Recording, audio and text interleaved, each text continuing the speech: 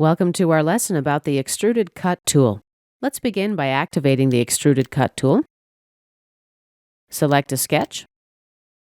First, we specify where the extruded cut will originate. I'm going to select Sketch Plane. Direction 1, we've got different options for the end condition. Many of these you will be familiar with already. Let's click here to reverse the direction of the extrusion. We can also specify the direction of the extrusion.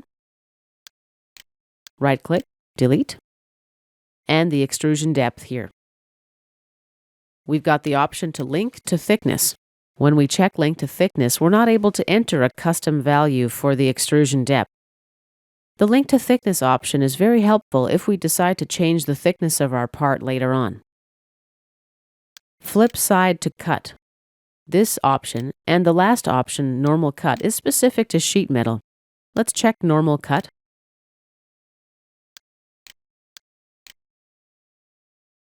And click OK to see how it looks.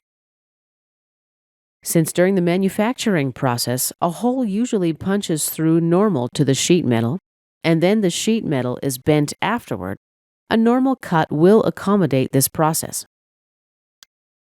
Let's right-click and edit our cut extrude, and uncheck the normal cut option. Click OK. Now the holes look like they've been drilled from this direction. Let's edit our cut extrude again. We can also apply a draft angle.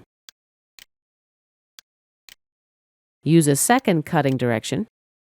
And the last section here, selected contours. Right now, only a single contour is selected. Let's click OK. And this concludes our lesson about the extruded cut.